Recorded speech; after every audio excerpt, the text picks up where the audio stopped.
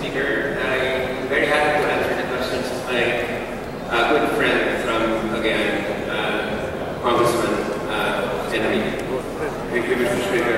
Mr. Speaker, much has been talked about regarding the issue. It is highly charged, highly emotional. My colleagues have explained their positions to me. I have been approached by both sides to perhaps change my position. I have always maintained that as far as this measure is concerned, that I will perhaps maintain an anti-stance. But however, at this point, I would like to just tell my good colleague that I am open. I'm open to perhaps be convinced. Mr. Speaker, I have been going around the country in the last 6 months, trying to push another bill. And in my discussions with certain sectors, the subject of the reproductive health bill has always come up. And while after reading the measure today again, I must agree that a lot of the provisions are laudable. Certain practical aspects of the bill always comes to the fore when discussing this, particularly in the rural areas. As I have been going around, and the good congressman from the acquired party list knows this because he is the co-author of the bill that I am trying to get some support for. I have been in discussion with certain farmers groups and fisherfolk all over the country. And when it comes to the subject of reproductive health, I asked them, what are your concerns? And perhaps to the last, they always question the possibility of the question of survivability in terms of the agricultural sector. We have always been an agricultural sector. I was wondering, Mr. Speaker, if the reproductive health bill takes into consideration the issue of how we are going to feed the growing population of this country if the population itself will start to dwindle 10 years, 20 years from now. We are an agricultural country. Emphasis is not being given to upgrading our capability in agriculture. We are reliant on human labor to do so. I was wondering perhaps the good colleague can elucidate or educate this humble representation as to how the measure can safeguard our capabilities in the future to provide for our labor once perhaps we reach a more manageable population.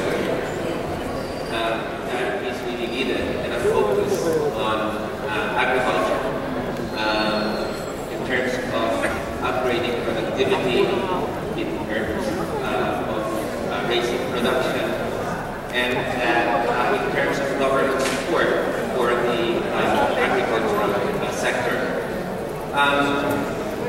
With respect to the population within agriculture, Mr. Speaker, Your Honor, we really have to indeed make the conditions for agricultural production for the population to, instead of migrating to the city, in fact make agriculture again a very attractive occupation for our farmers, so that as the common bill of food sovereignty that we are both co-sponsoring, that is the aim of the food sovereignty bill that we have co-sponsored. I think that, let me just say that when it comes to the question of the population in the country as well as in the countryside. This is not, Mr. Speaker, Your Honor, going to be a problem within the next few decades. Indeed, the natural, the fertility, replacement fertility of the country is not going to be reached according to the most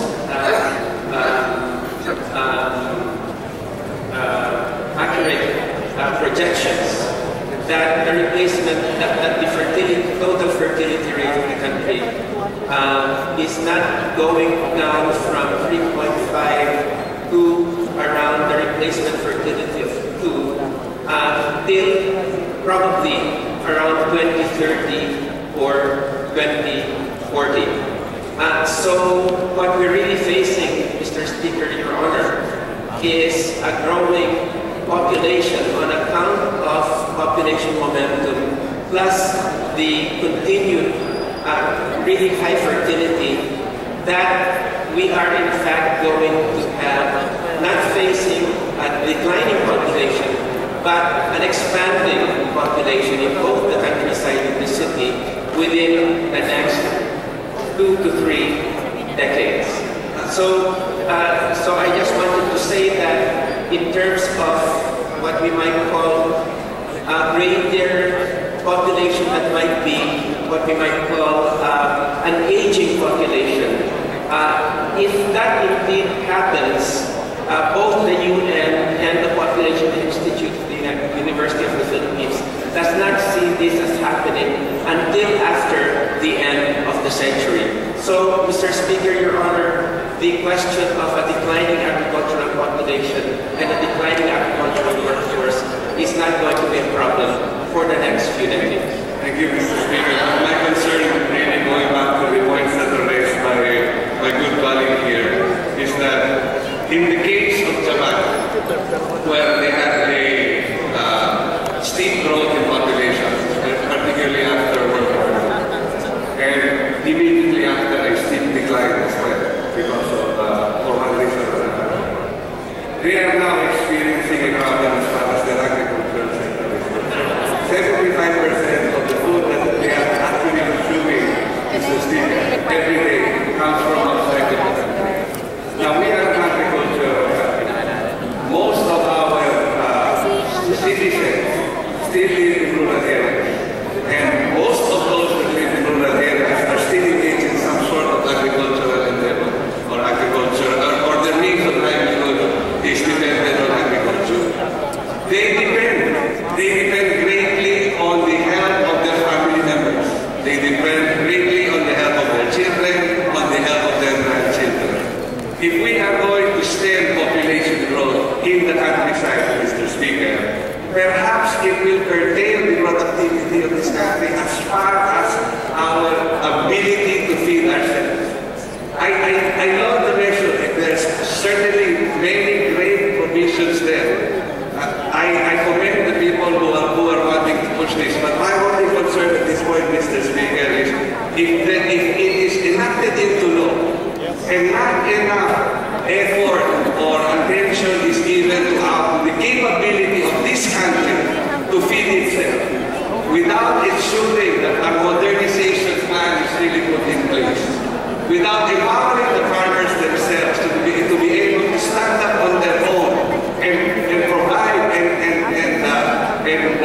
do the role of as food producers for this country, perhaps we are cutting their ability to feed us by curtailing the population growth in the countryside. And that is the issue that I am trying to raise here, Mr. Speaker, today. Perhaps additional attention must be given if this measure is supposed to be passed into law. Additional